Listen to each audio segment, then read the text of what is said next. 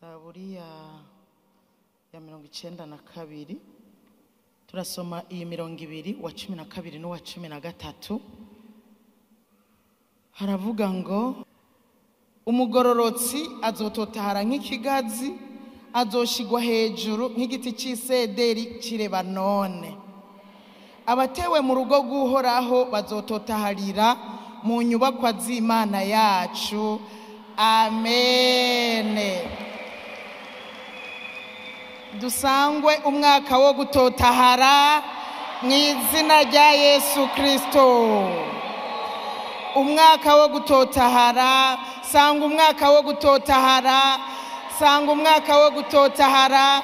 Totaharira mu nyubakwa z'Uhoraho, utotaharire mu nyubakwa z'Imana yacu. Inyuma y'impinduka haza gutotahara, byamaze guhinduka haza gutotahara. Sangwa gutotahara mu izina rya Yesu. Abo turi kumwe mu buhinga ngurukana bumenyi, umwaka mwiza wo gutotahara. Haleluya. Reka muri uyu mwanya mutoya tuganire aya majambo ko turafise umwaka wose wo kuzobandanya tuyagura, ariko reka muri uyu mwanya muto twibukanye ugutotahara. Uvuze gutotahara ni ikintu biba bigaragaza ko ari ikintu gifise ubuzima. Mu yandi majambo, muri uyu mwaka tuzogenda dufise ubuzima, abatubonye babone ko dufise ubuzima. Nukuri ugeze mu murima w'ibigori ukabona uko utotahaye, uvuga ibigori birafise ubuzima. Haleluya. Umwaka w'ubuzima butotahaye mu izina rya Yesu. Haleluya.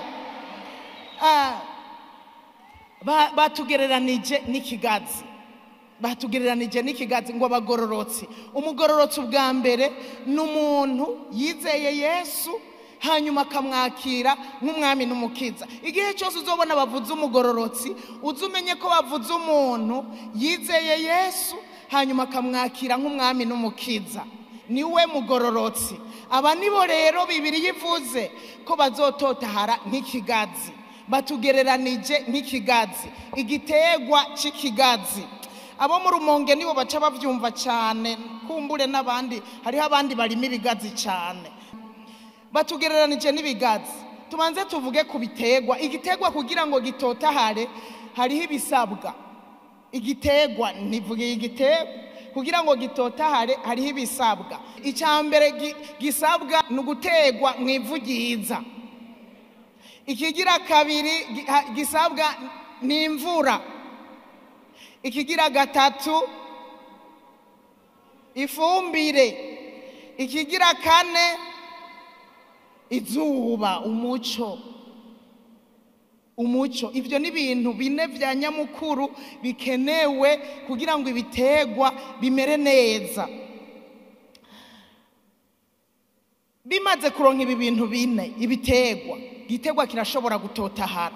Nagiye kubijana mu buryo bw'imwemu, zanga naho nyene mu buryo bw'imwemu kugira ngo dutotahare.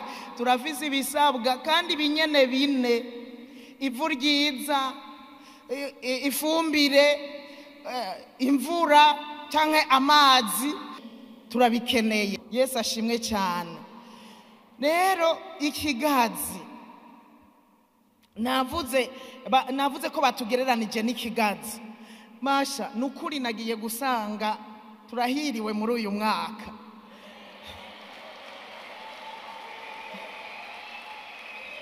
Turahiriwe. Mugabo unyumviririza ibyo bintu bine usabwa. Kuko ndibuka usomye naha mu gusubira mu byagezwe igice cya 28 ku murongo wa 28. Aravuga ngo arafise amasezerano yabasezeraniye, ariko agaca babwira ngo hariho condition kugira ngo ayo masezerano bayashikire.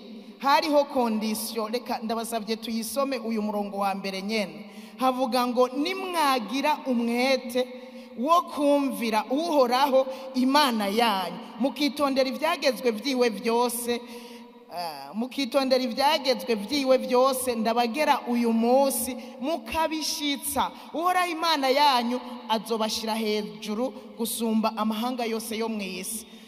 Nibi byakurikiye byose gushika ku murongo wa 14. Mugabo hariho ibyo basabwe, babanje gusabwa kumvira Uhoraho, kugira umwete wo kumvira Uhoraho no kwitondera ibyagezwe. Acara basezeranira yuko azobashira hejuru, azobakiza ingwara zose n'ibindi byinshi. Imana burya iriteguye kutugirira neza, mugabo nayo hariho ibyidusaba. Uyu mwaka Imana iriteguye kudutotahaza mu buryo bwose, mugabo hariho ibyo usabwa, hariho condition. Nibi bintu nyene bine dusabwa. Icyambere navuze ko ari ivu ryiza, nukuba ivu ryiza. Usomye muri Luka 8 hamwe bariko baravuga ku mubivyi, umugani w'umubivyi. Usomye ikintu cyanyuma baravuze ngo imbuto zaguye mu ivu ryiza. Izo nizo zatotahaye, hanyuma zigahunda impeke nyinshi, zikama ibyamwa byinshi. Haleluya. Rero birasabwa ivu ryiza n'umutima wawe mwiza, umutima mwiza, umutima utunganye, umutima umenetse, umutima uciye bugufi. Ivyo bintu byose urabisabwa kugira ngo ubivu ryiza Imana izobibamwo, hanyuma ugacutotahara. Yesu ashimwe cyane. Murumva yuko Luka 8 niho habivuga neza. Izo mu ivu ryiza nabumvise ijambo ry'Imana bakarigumya mu mitima myiza itunganye, hanyuma bagaca bamishwa ivyamwa no kwihangana, niko havuga.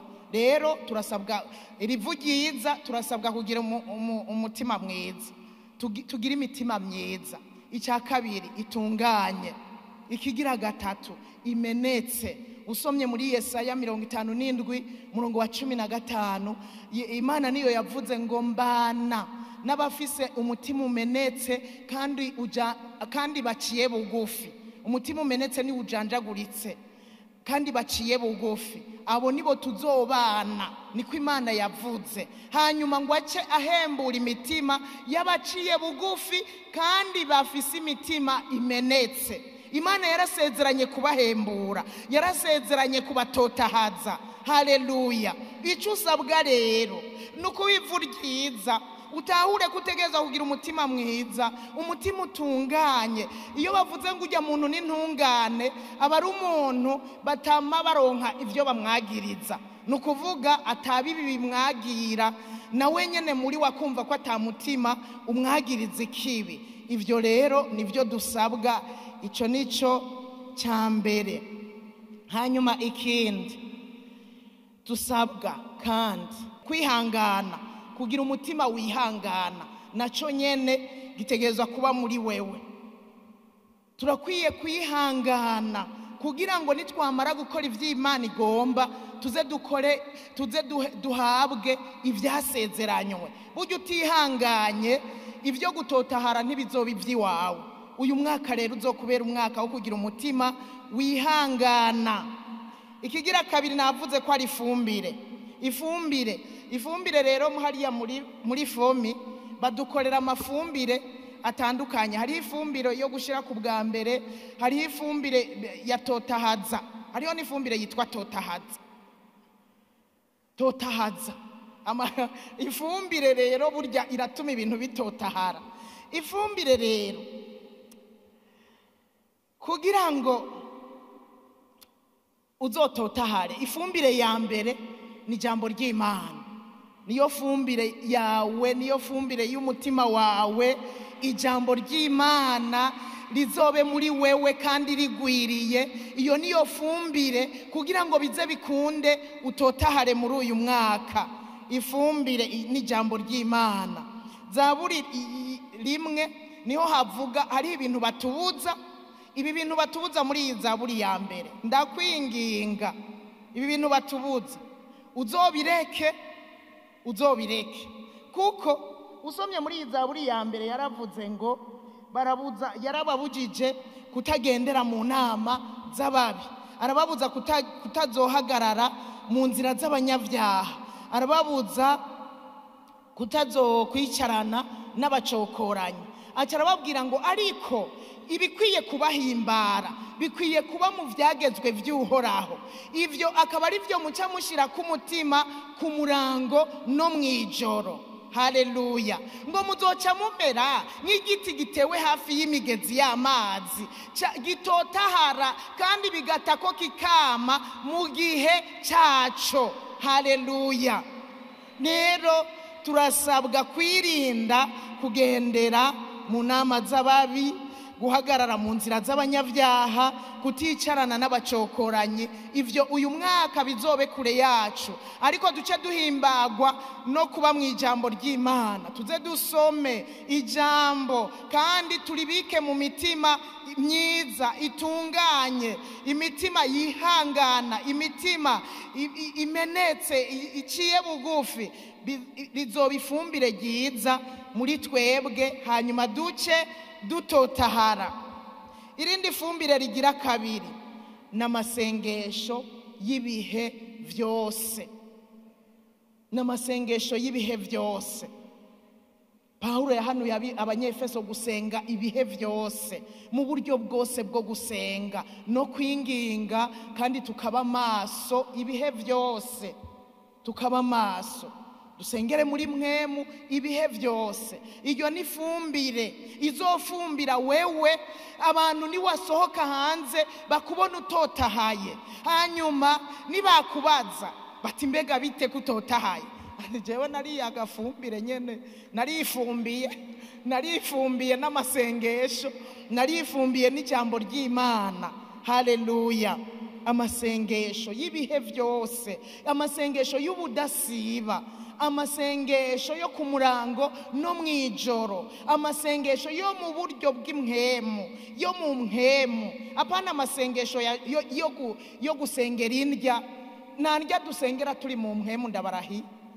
Si ubona urahejeje kugira utamira ivya mbere. Hari n'igihe dusenga, hari n'igihe binshikira nkasenga namaze kuyora. Oya wewe namaze kubiyora, canke nkanavyibuka namaze gutamira, nkaca mvuga Mana ndagushimiye kumpaye ivyo gufungura bihumanure bigira ikimazi mu mubiri mu izina rya Yesu. Nkavyibuka namaze no gutamira. Ajya rero se amasengesho yo mu mwemu yindya. Rero dutandukana uyu mwaka n'amasengesho yo gusengera indya, amasengesho yo gusaba impuzu, amasengesho yo gusaba ibirato. Ivyo bizoba inyongera. Dusenge dusaba ngo ubwami bw'Imana bwaguke. Dusengera abari mu bihugu bigoye kugira ngo bahure na Yesu yazutse mu bapfuye. Dusengera igikorwa c'Imana kugira ngo kigende neza. Turire tuboroge dusengera igikorwa c'Imana. Ibindi byose tuzovyongegwa. Ndasavye tuve mu byo gusengera amafaranga azokwambara amababa, amafeza n'amazahabu byose ni ivy'Uhoraho, kandi Uhoraho nawe ni papa, azobiduha mu izina rya Yesu. Nagira ndababwira ukuri, ni uyu mwaka nitwashira umutima ku gusengera ibijanye n'ivy'ubwami bw'Imana, tuzogira umugisha, tuzototahara. N'ibyambara amababa bikaza bigatuma nyene tunatotahara na gose bizoza. Nihagire uzotanga umutwara ati ndasabye mu nsengere, jewe nkeneye impuzu, jewe nkeneye ibirato, jewe nkeneye ibiharage.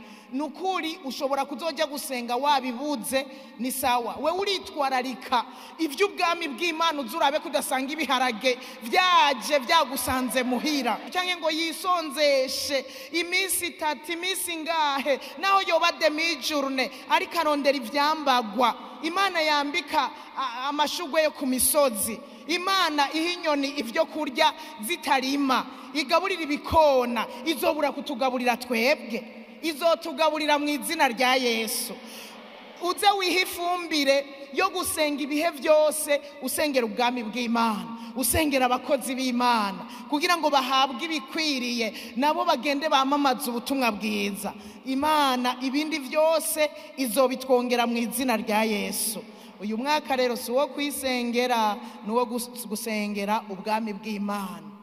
Kandi ndababwira twahera iyi tariki imwe nyene dusengera ibijyanye n'iby'ubwami bw'Imana, nukuri ibindi byose tuzogenda tubona abantu batotahaye, abantu bameze neza, hamwe nawe ubonye mwene data utangara. Hanyuma uzumubaze niwashaka azokubwira yuko yitwararitse iby'ubwami bw'Imana, ibindi byose bigaca byambara amababa bikaza.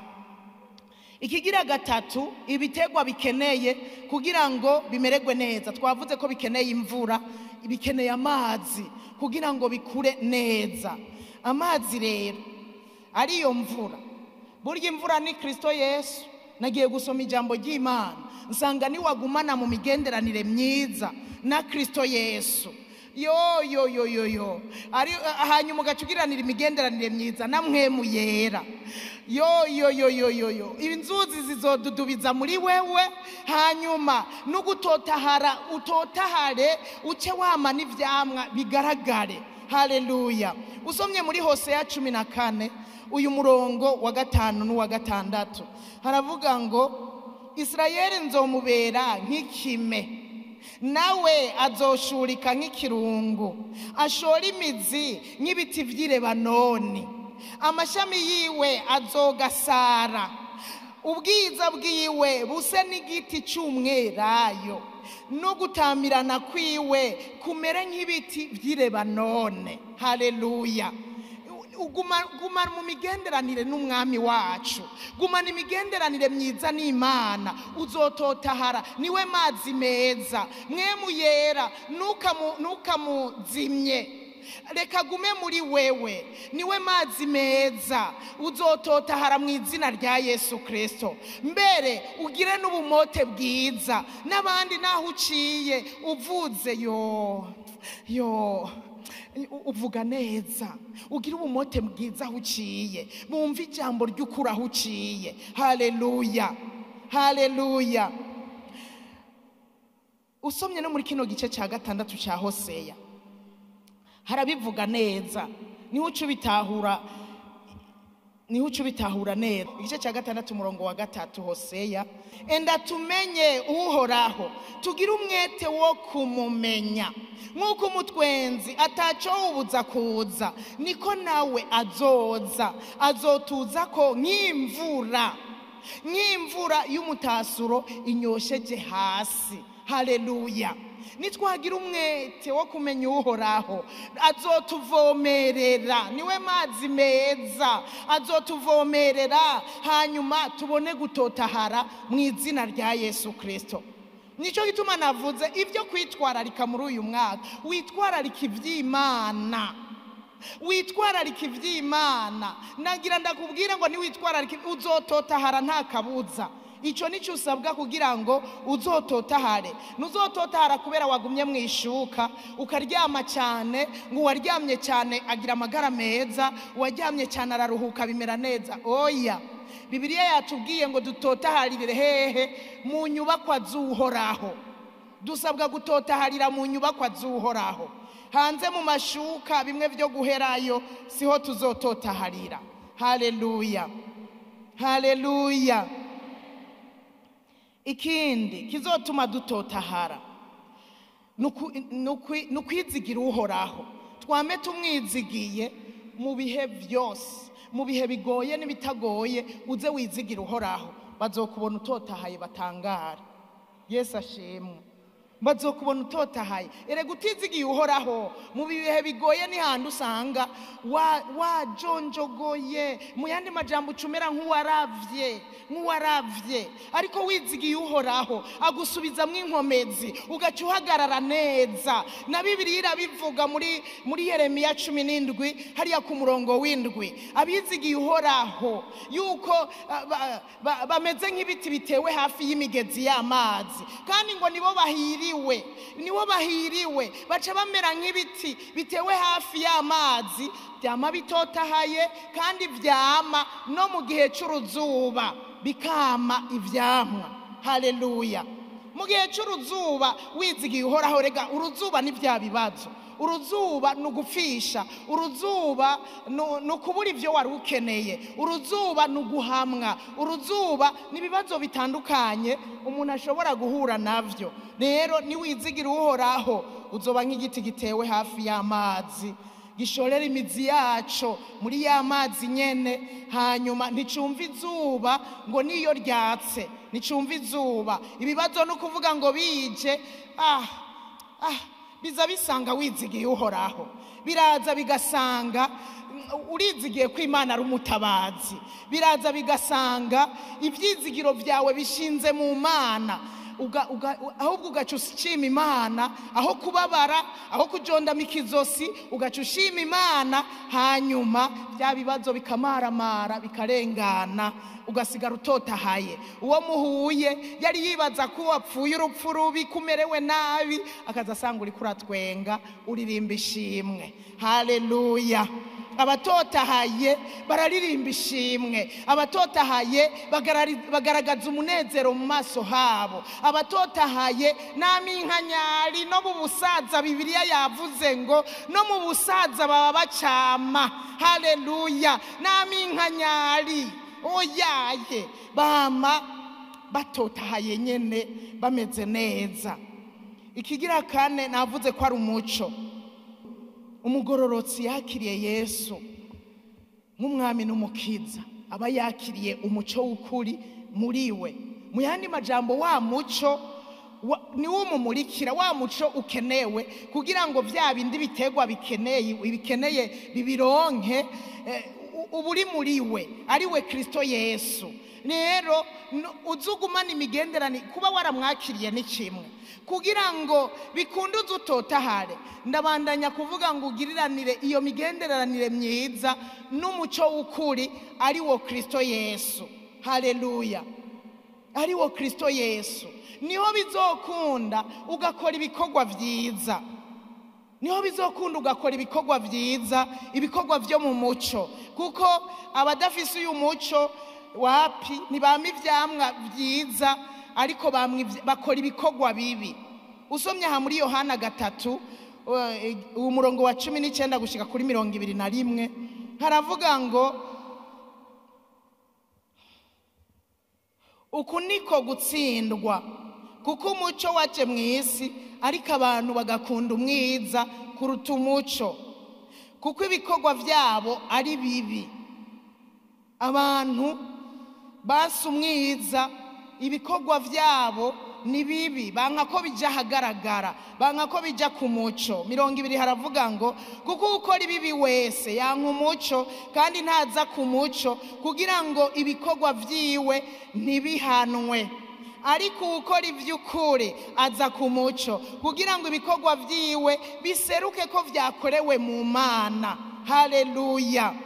Umuco ni Kristo Yesu. Uzugendane na Yesu muri uyu mwaka, ntuzumuhemukire, ntuzumute, ntuzukora ibikorwa bibi. Uzoba uri kuramwihakana, uzoba wamaze gutsindwa, uri kuragendera mu mwiza. Tugendere mu muco kugira ngo ibikorwa vyacu tubikorere ahagaragara, ahabona, niho tuzototahara, tuzoronka ibikenewe, amavitamine yose akenewe, hanyuma tugatotahara, tukaba abagororotsi batotaharira mu nyubakwa z'uhoraho. Reka rero mvuge inyungu ziva ku kigazi. Cyane cyane ikigazi, umugororotsi ngo atotahara nk'ikigazi, agashigwa hejuru nk'igiti cy'Ilebanoni. Burya aya majambo yasomye niworeka kwiyumvira igituma bagereranije umugororotsi n'ikigazi, igituma bavuze ngo azoshigwa hejuru nk'igiti cy'Ilebanoni. Niworeka kuvyiyumvira. Je nibaza n'uwundi amaze kuhasoma ko yavyiyumviriye. Aya majambo ndayahawe, naravyiyumviriye ko cyane. None umugororotsi atotahara nk'ikigazi. Mbega ikigazi kimeze gute? Ikigazi kiraramba, ikigazi kiraramba, burya kimara imyaka myinshi. Mutabiranduye biragumaho, ikigazi kiraramba kikamara imyaka myinshi. Bisigura ngo umugororotsi ategerezwa kuramba mu izina rya Yesu. Haleluya. Imana imujanye burya iba ari imyaka yiwe nyene, iba ari ijya nyene Imana yagenye. Ndakwatuye ko kuramba muri uyu mwaka mu izina rya Yesu. Baho muri umwaka wo gutotahara, baho utotahaye mu izina rya Yesu. Ntuzopfa ariko uzobaho, utotaharire mu nyubakwa z'Uhoraho. Amen. Ikigazi kirimo ibintu byinshi, gifise akamaro kanini ya cyane. Bisigura ngo umukristo nawe ategerezwa kugira akamaro kenshi mu nzu y'Imana. Ukaba uri ngaha mu nzu y'Imana atakamaro wari ufise, winjira usohoka. Nagira ndakubwire ngo sinzi ko woba witwa umugororotsi. Mu yandi majambo, umwe yizera Yesu akamwakira nk'umwami n'umukiza. Bishoboka ko woba umuco waraje mugabo ukawanka, ukabusigaye uri kurakora ibibi. Ahandi wowe wategerezwa kugira akamaro nk'aki kigazi. Ikigazi kiraduha, reka mpere ku mavuta. Ikigazi kiraduha amavuta. Iyo ni inyungu nini ya cyane. Abafise ibigazi barabizi. Umwe niwe yari karambwira ukuntu yakuye ngo $50,000 mu bigazi. Ngo ibigazi yaraherutse kurima, ariko arambaza ibigazi twari dufise hariya, ati mbega ibigazi byanyu bigeze he, bimeze gute? Ngo jewe mperuka kunguka $50,000. Niyo wagaye ibigazi mu mavuta gusa. Aho yambwiye amavuta.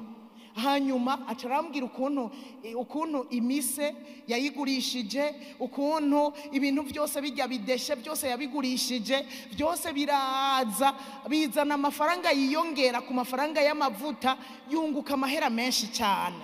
Rero ikigazi kirafise akamaro, kiraduha amavuta. Haleluya, haleluya. Umugororotsi akwiye gutotahara nk'ikigazi gitanga amavuta. Amavuta akaba muri twebwe mu izina rya Yesu. Ukubera umwaka w'amavuta mu izina rya Yesu. Ukorere mu mavuta yawe, ukorere mu mavuta kuko uri kigazi, kandi ayo mavuta uzoca uyahako mugenzawe. Haleluya. Mugeze kuri mugenzawe ntuze umuzimye, ariko umuha amavuta mu izina rya Yesu. Umuhe umudomeke nawe aronka amavuta mu izina rya Yesu.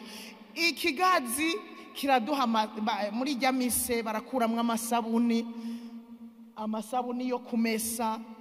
Murumva ko ari akamaro kenshi. Imise barayicana, umuriro ukaka. Burya n'umuriro wanse gufatwa ukoresheje imise byaka n'ingoga, biriya bideshe biravamwo ifumbire, ngira hariho n'ibindi ntazi. Ikigazi kiravamwo imikubuzo. Rero umwanditsi wa Zaburi yavuze ngo umugororotsi azototahara n'ikigazi. Mu yandi majambo, azogira akamaro kenshi kanini ya cyane mu nzu y'Imana no hanze y'inzu y'Imana nk'ikigazi. Haleluya. Nk'ikigazi.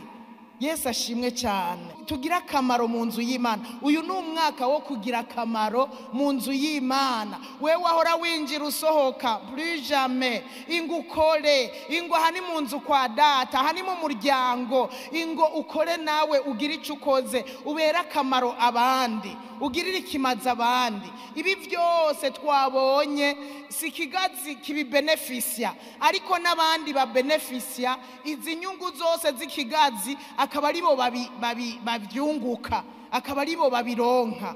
Amavuta, amikubuzo ni twebwe tubikoresha, si ikigazi. Ni kwa kundi tuvuga ngo nta wirya ivyamwa. Rero tubere abandi abakamaro cyane, abakamaro cyane. Nukuvuga mu nzu y'Imana, nimba ugomba ko ndakubera uw'ikimazi, nawe umbere uw'ikimazi, ubere n'uw'ikimazi abandi, dusange turiko turabera abikimazi benshi cyane. Ntuzusubire kwicara muri uyu mwaka wo gutotahara. Totahara bigaragare, bimenyekane, na mwene data ashikigwe mu izina rya Yesu Kristo. Haleluya.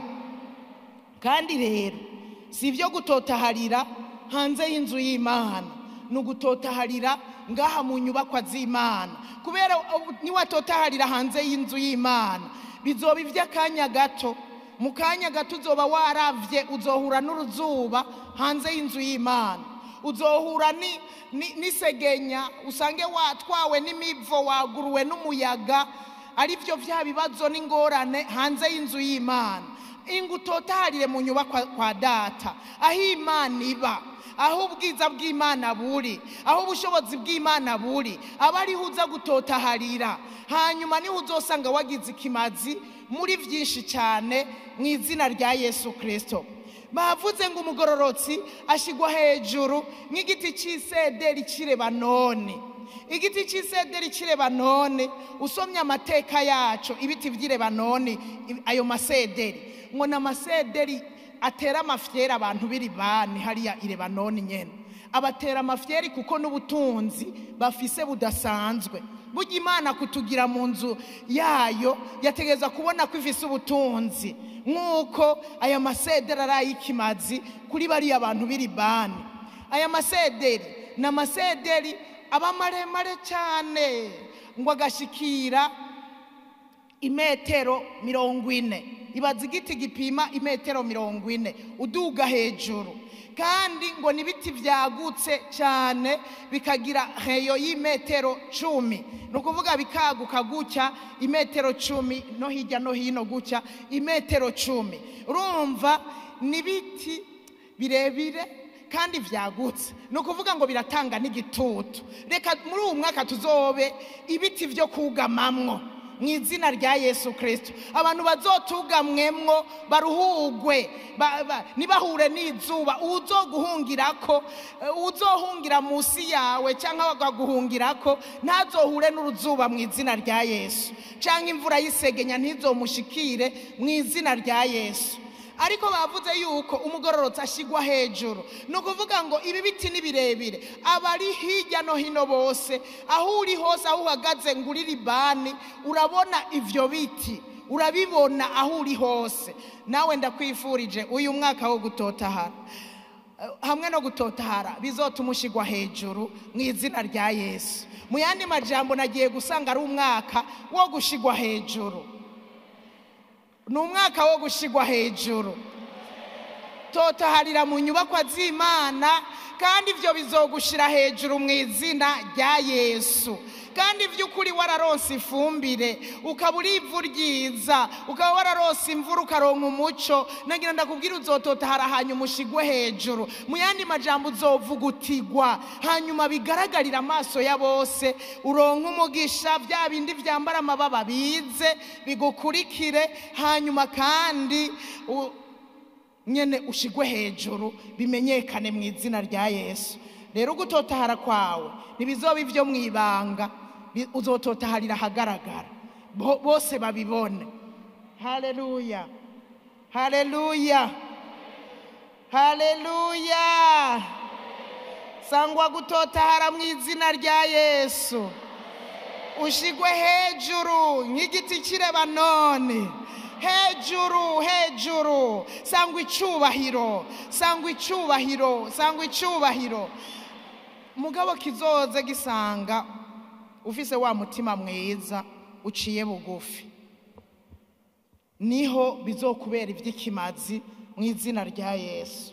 Nuko umwami Yesu abahezagire muri uyu mwaka wo gutotahara, mugira amagara meza muri uyu mwaka wo gutotahara, bize bigaragarire amaso y'abantu bose.